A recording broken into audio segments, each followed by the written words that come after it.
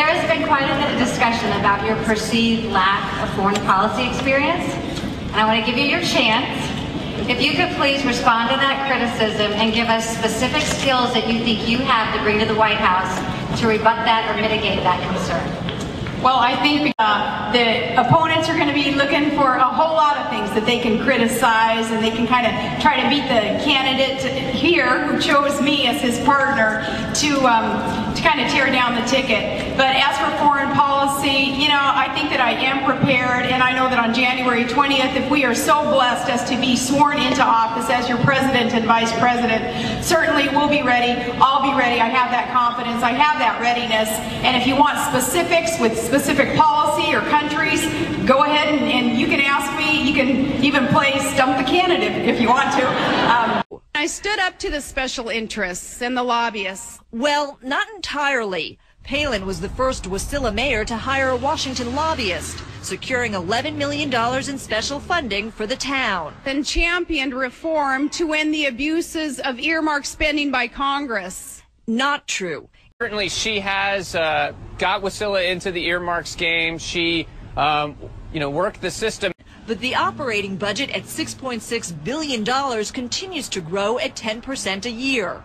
On the natural gas pipeline, the company still has to do environmental impact reports, deal with Aboriginal issues, and get federal approval before any building can start. At the end of her speech, Governor Palin reviewed Barack Obama's positions on energy, taxes, terrorism, and government spending. Her review of his record also requires some fact-checking. We have a feature called Questions from the Third Grade. Good. Brandon Garcia wants to know, what does the vice president do? That's something the Piper would ask me as a second grader also. That's a great question, Brandon, and a vice president has a really great job because not only are they there to support the president's agenda, they're like the team member, the teammate to that president, but also they're in charge of the United States Senate. So if they want to, they can really get in there with the senators and make a lot of good policy changes that will make life better for Brandon and his family and his classroom, and it's a great job. Governor, the correct answer can be found in the Constitution of the United States. Article, you couldn't memorize the job description in 3 months? 4 tries? Or at least I'd like them to know more about the Constitution than I do, or than Brandon Garcia does in the 3rd grade. At least wait until you achieve office before trying to seize power extra-constitutionally. But Governor Palin's bag? Lavish on other people's dimes, including a few of the hardworking taxpayers she likes to talk about so much. Politico.com reports that the RNC has spent more than $150,000 to style and clothe Sarah Palin since she was nominated to be vice president. The RNC response to this reporting, quote, "The RNC does not discuss expenses as it relates to strategy." Really? Even when the strategy is to look really fancy? The Associated Press also reports that the governor charged the state of Alaska for more than $21,000 for her children to accompany her on business trips, even when they were not invited to the events. She then changed the expense reports after the fact to say the expenses were official business. Environment. Let me talk a little bit about environmental policy, because you have some significant differences with John McCain. Do you still believe that global warming is not man-made? I believe that man's activities certainly can be contributing to the issue of global warming, climate change. Regardless of that, John McCain and I agree that we got to do something about it, and we have to make sure that we're doing all we can to cut down on pollution. But it's a critical point as to whether or not this is man-made. He says it is. You have said in the past it's not. I have not said that. I have said that my belief is there is a cyclical nature of our planet, warming trends, cooling trends. Gibson challenged Palin for flip-flopping and adapting her position to John McCain's view that global warming has man-made causes. Color me a cynic, but I hear a little bit of change in your policy there when you say yes, now you're beginning to say it is man-made. I think you are a cynic. I have not said that. I believe in science and have such great respect for what they are telling us. I'm not going to disagree with the point that they make that man's activities can be attributed to changes. That's false. According to a Fairbanks, Alaska newspaper, less than a year ago, Palin did disagree, saying, quote, "I'm not an Al Gore doom and gloom environmentalist blaming the changes in our climate on human activity."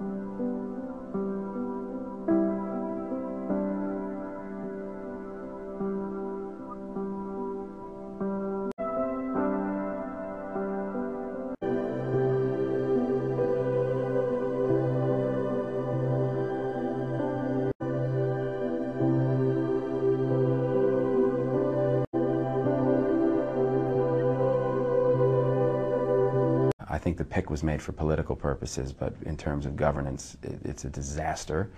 You do the actuary tables, you know, there's a 1 out of 3 chance, if not more, that McCain doesn't survive his first term, and it'll be President Palin. Hockey mom from Alaska, and she's the president, and I don't understand why more people aren't talking about how absurd it is. It's a really terrifying possibility. The fact that we've gotten this far and we're that close to this being a reality is crazy.